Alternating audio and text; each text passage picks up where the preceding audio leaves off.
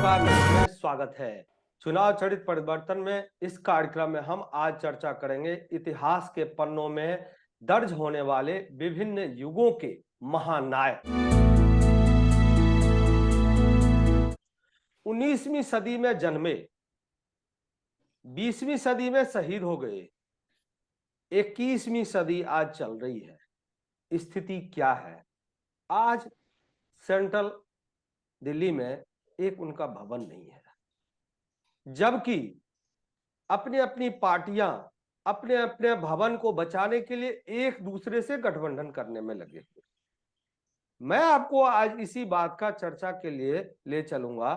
श्री अरविंद पटेल जी high court supreme court के वरिष्ठ वकील हैं और नीरज तिवारी जी सीनियर जर्नलिस्ट 90 के दशक के जर्नलिस्ट हैं। अब मैं एक चर्चा और बढ़ा जाता हूं। उस समय 1970 में 17 जून 1970 को एक पार्लियामेंट के डॉक्टर कार्तिक उरांव श्रीमती इंदिरा गांधी को, उस समय प्रधानमंत्री को, लिखा पत्र जिसमें इन्होंने अपनी व्यथा व्यक्त किया। उस व्यथा में इन्होंने पूरी चर्चा की कि जिन जिन लोगों ने अपने संविधान में अपनी भूमिका निभाई, अपने अपने बिरादरी का रखा, और आज जनजातियों का कोई प्रावधान नहीं है। आज भी स्थिति उनका यही है।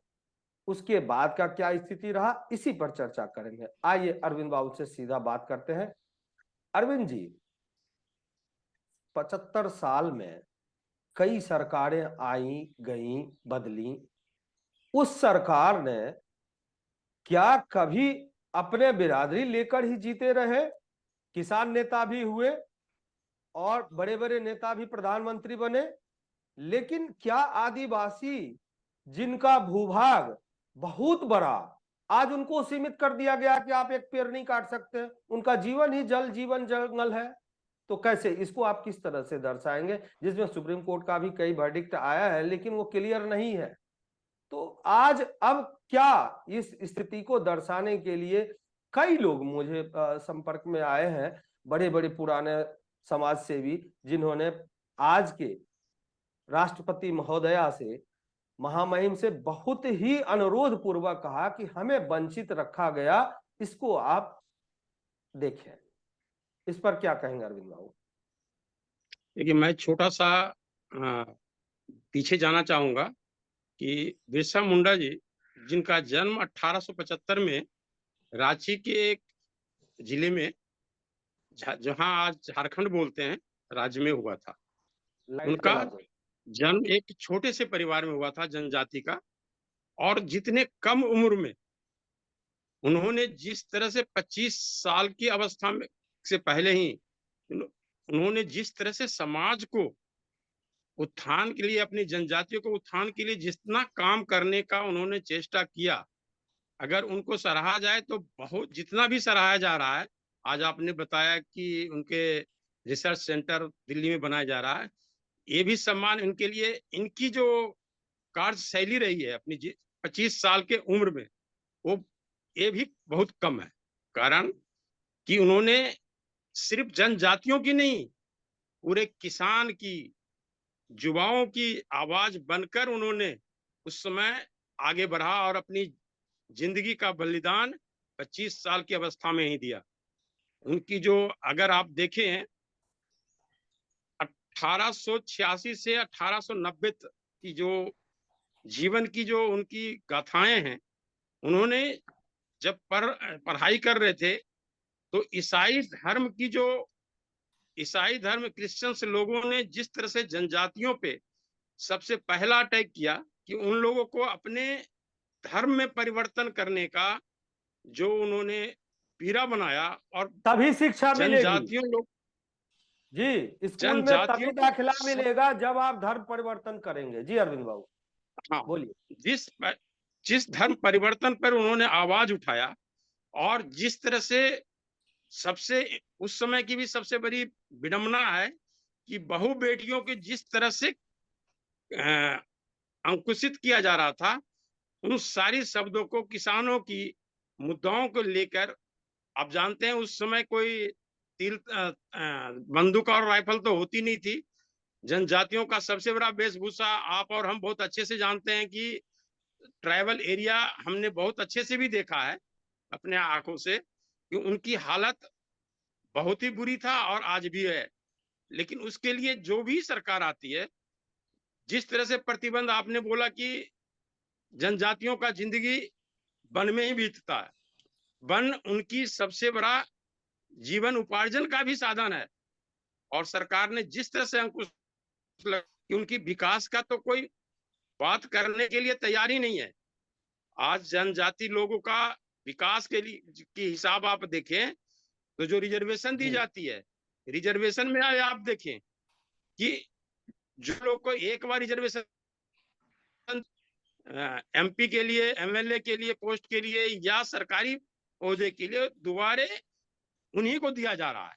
जी जबकि जो वंचित परिवार है वो गांव में पड़ा हुआ है, उनकी वेशभूषाएं, रहन सहन आप जब देखेंगे दर्दनाक हालत पे पड़ा हुआ है। लेकिन अभी भी जो व्यवस्था है उस पे नहीं दिया जा रहा है कि हाँ, उनको अगर एक बार एमपी के सीट दे दिया गया रिजर्वेशन में तो दूसरी बार उस परिवार को वंचित किया जाए और दूसरे को दिया जाए ताकि दूसरा बात, परिवार उठ करके आगे आए। अरविंद बाबू, बात यहाँ ये आ जाती है कि भगवान बिरसा मुंडा इतिहास के पन्नों में और भी कई इस युग में नायक हुए उस युग में, और इसको गैर राजनीति या राजनीतिक लोग भारत के आज विकास को लेकर पूरा विश्व में है, तो ये वंचित कैसे रह गए। और ऐसा कहा गया देख है कि पार्लियामेंट जो हमारा संविधान बना, संविधान में बाबा साहब अंबेडकर ने भी सिर्फ एक पक्ष को लेकर ही आगे बढ़े और उसी में से जो आया वही बढ़ा। इनको क्यों वंचित रखा है, क्यों? यह तो संविधान तो सभी के लिए है ना, एक निचले वर्ग के, निचले तबके तक के लिए, और सुविधा वही लिया जो ऊपर के जाति में कन्वर्टेड हो गए। सर, यही तो सबसे बड़ी विडंबना रही हमारे समाज की परिकल्पना में कि जो हकीकत वस्तु स्थिति को बिना देखे हुए जब तक कि आप उस क्षेत्र में नहीं जाएंगे आपको वस्तु स्थिति आपको नजर नहीं आएगा। और वस्तु स्थिति को तकरीबन शुरू से ही नजरअंदाज करते चला गया, जिसके कारण जनजाति जो परिवार हैं आज तक सफर कर रहे हैं। आप नीरज जी, नीरज जी, मैं देखेंगे। आपसे जानना चाहूंगा, नीरज जी एक चीज आप बताएं, बड़े विश्व के पटल पर भारत अपना स्थिति रखता है आज के समय में, और राजनीतिक गैर राजनीतिक जितने भी लोग हुए काम किए, लेकिन उसके बावजूद एक ये बड़ी संख्या में जनजातीय लोग, जंगल जमीन और जल से जुड़े हुए लोग कैसे वंचित रह गए? किन्हीं लोगों का ध्यान क्यों नहीं आकर्षित किया? उस समय कहा जाता था कि गांधी जी ने आंदोलन किया, गांधी जी ने एक वर्ग के लिए खूब लड़ाई भी लड़ा और हरिजन नाम पड़ा। आज दूसरे पक्ष के लिए फिर राजेंद्र बाबू और एक नायक थे महाराष्ट्र के ठक्कर बापा, जिन्होंने एक संस्था स्थापित किया और उस संस्था को फिर इन लोगों के लिए डेडिकेट किया और कार्य करते रहे। हालांकि वो भी सराहनीय, उतना नहीं चल पाया, नहीं तो आज ये स्थिति नहीं रहता 75 साल में। आप इस राजनीति दलों पर क्या प्रकाश डालिए जरा। सबसे बड़ी बात है कि जल, जंगल, जमीन, जिसके लिए जो आदिवासी हैं, जो हमेशा अपने अधिकारों के लिए लड़ते रहते हैं कि जल और जंगल अगर जमीन उनका चला जाएगा तो वो आखिर कहाँ जाएंगे। राजनीतिक पार्टियां हैं वो अपनी रोटियां सेकती रहती हैं वोट की खातिर। दूसरा, एक जो सबसे बड़ी चीज है कि कन्वर्ट इसलिए बहुत जल्दी हो जाते हैं कि इनका सीधे साधे लोग होते हैं, बहुत ज्यादा चालाक नहीं होते हैं, इसलिए इनको बातों के जाल में, पैसों के जाल में लोग बहुत जल्दी फंसा लेते हैं। और गरीब हैं तो उनको लगता है थोड़े पैसे आ गए हैं और थोड़ी चीजें बन जाती हैं तो कन्वर्ट हो जाते हैं। तो यहाँ पे सबसे बड़ी चीज है कि राजनीतिक पार्टियां जितनी हैं वो सिर्फ अपने एक जो कहें तो शहरों की तरफ बहुत ज्यादा आप आदिवासी इलाकों की तरफ ध्यान ही नहीं देती हैं। उनको थोड़ा सा मिल गया, दे दिया, जो भी है काम खत्म। तो राजनीतिक पार्टियां उतनी दोषी हैं, और इसमें जो मैं समझता हूँ कि समाज के जो लोग हैं वो भी कहीं ना कहीं दोषी हैं कि वो जो कन्वर्ट जो बढ़ रहा है। क्योंकि जहां तक मैंने देखा है, आप चले जाओ हैदराबाद की तरफ, मतलब आपका साउथ में जाओ, इवन उड़ीसा जाओ, इवन झारखंड, इवन आपका छत्तीसगढ़, आपको छोटे छोटे से गांव में भी आपको चर्च मिल जाएगा। भाई चर्च तो कभी था ही नहीं हिंदुस्तान में। सनातन की हम बात करते हैं, सनातन था और अंग्रेज आए, इन्होंने कन्वर्ट चालू किया। तो मैं इसको जरा सा नीरज जी जरा दूसरे मुद्दे पर ले जाऊंगा। अरविंद बाबू, हमारा जो वसुधैव कुटुंबकम का एक नारा था, आज भी हम एकदम रियल से बात करते हैं। जब हमारे घर में कोई गेस्ट आते हैं तो उनको स्वागत के लिए हम खाना बढ़िया सा कई प्रकार बनाते हैं, और घरों में भी बच्चों को ये हिदायत रहता है कि पहले गेस्ट खाएंगे, उसके बाद तुम सब लोग खाओगे। तो क्या भारत की यह परंपरा रही कि जो बाहर से आए उनको पहले सारी सुविधा परोस दो और उसके बाद जो बचे उसमें से हम लोग अपना जीवन यापन कर लेंगे? ऐसा ही रहा 75 सालों तक। सर मेरा ये मानना है कि वसुधैव कुटुंबकम की जो आप बता रहे हैं, वसुधैव कुटुंबकम क्या है, सबसे पहले इस चीज को समझना जरूरी है। ये जो ईसाई आए ये हमारे वसुधैव कुटुंबकम में नहीं आते हैं।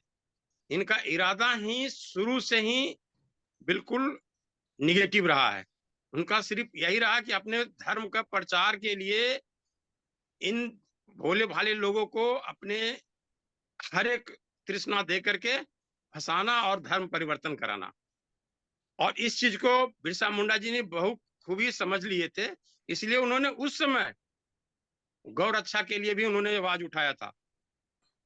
और जो आप देख रहे हैं कि 25 साल की अवस्था में जेल में इनकी मौत हुई, ये मौत नहीं है, ये भी कस्टोडियल डेथ है। ये कोई मौत नहीं है इनकी। 25 साल की अवस्था में एक उन्होंने, अंग्रेजों ने ये देखा कि एक युवा व्यक्ति 25 साल के अंदर में इन्होंने इतना तूफान मचा दिया, तो अगर इसको हम जीवित रखेंगे तो आगे इसने क्या आग लगा देगा इस समाज के लिए।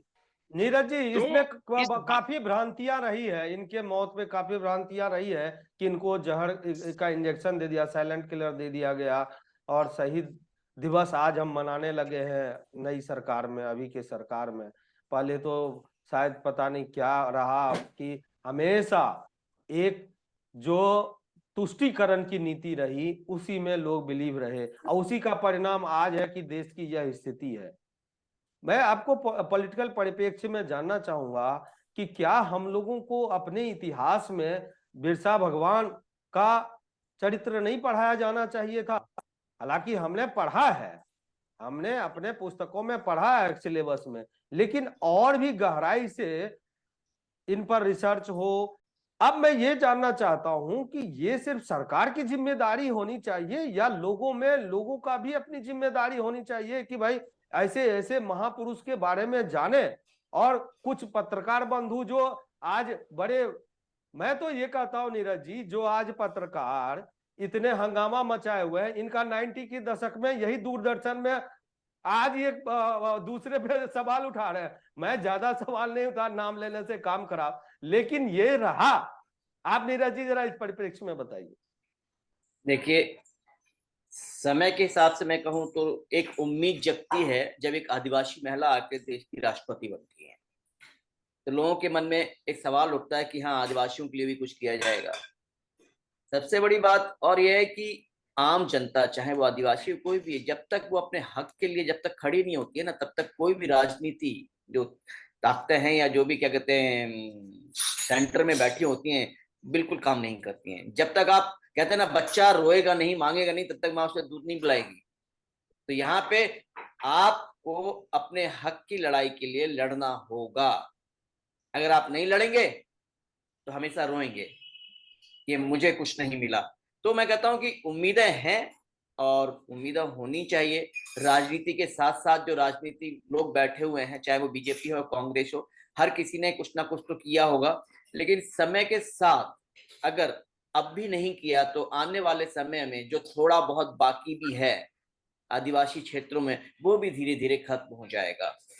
आदिवासी नहीं रहेंगे, धीरे धीरे वो भी कन्वर्ट की दुनिया में पहुंच जाएंगे, वो भी ईसाई हो जाएंगे, मुस्लिम हो जाएंगे। और एक जो मैं कहूंगा जो एक जोग्राफिकल और जो क्या कहते हैं सारी चीजें होती हैं, वो जो एक सामंजस्य होता है, वो धीरे धीरे स्थितियां बिगड़ती चली जाएंगी। अरविंद बाबू, अब लास्ट में जरा कंक्लूजन करिएगा इसको छोटे शब्दों में। इनकी आर्ट पे हम बात करें, विश्व में आदिवासियों की आर्ट बड़ी मजबूत रही है। आज भी हम ऑस्ट्रेलिया हो या और भी देश हो, भारत, इसमें वाद्य यंत्र और इनकी कलाकृतियां, इनकी वेशभूषा को हम खूब टीवी पे दिखाते हैं और वाहवाही लेते हैं। क्या इनको जीवंत रखने के लिए एक बेहतर प्लेटफॉर्म नहीं दिया जाना चाहिए? आपको एक बातें बोलने के लिए भूल गया था। आपको भगवान बिरसा मुंडा जी का ही जीवन देखिए। वो बांसुरी वादक में निपुण थे जी। और उनकी बांसुरी वादक उन जनजातियों में पूरी फैल गई थी। लेकिन इन जनजातियों की उपेक्षा शुरू से होते आ रही है, पॉलिटिकल भी, लीगल भी। हालांकि अभी हमारे महामहिम राष्ट्रपति जी ने हमारे पिछले साल आपने देखा होगा सुप्रीम कोर्ट में एक लॉ डे पे उन्होंने बहुत छोटी शब्द में जो बातें रखी थी, शायद वो बातें मैं अभी भी कह सकता हूं कि पटल पे नहीं आई है। और भारत के विकास के लिए हर एक तबके को उठाना पड़ेगा। जब तक कि सारे जितने भी लोग हैं, जनजाति हैं, एससी हो या जो भी लोग हैं जिन समाज में दबे हुए हैं, उनको उठाना पड़ेगा, तभी भारत का पूर्ण विकास होगा। उसके बिना अधूरा है। और इनकी जो कलाएं हैं, अगर उनकी कलाएं को अगर पटल पे लाया जाए, आगे एक व्यवस्था के रूप में दिया जाए सरकार की तरफ से, तो मैं ये कहता हूं कि इनकी कलाएं बहुत ऊपर उठ करके आएगी। अरविंद जी क्या अब है, छोटी सी बात बताऊं हाँ। अरविंद जी क्या है कि इनकी जो कलाएं हैं, उन कलाओं को जैसे गौंड जाति है, शांथल है, महाराष्ट्र में वारली है, ये लोग पेंटिंग जो करते जो बनाते हैं वाकई में वो अद्भुत है। लेकिन उसको भी लोगों ने ना एक अपनी कमाई का जरिया बना लिया है। उनके पास तक उनका हक पहुंचता ही नहीं है, उनसे बहुत कम दामों में काम करा लिया जाता है, और क्योंकि वो उस तरफ पहुंच नहीं पाते हैं और उसको अपा मार्केट में बेच दिया जाता है, तो वहां पे उनके जो बाकी में जो उनका जो हक उनको अच्छा मिलना चाहिए वो नहीं मिलता है। कई सारी नीरज जी संस्थाएं हैं जी काम कर रहे हैं। जी नीरज जी, आज चर्चा यहीं समाप्त करते हैं। अगले दिन फिर इसी पे हम चर्चा जारी रखेंगे। अरविंद बाबू आपका बहुत बहुत धन्यवाद। नीरज जी आपका बहुत बहुत धन्यवाद। धन्यवाद आज ओंकार न्यूज में देखने के लिए।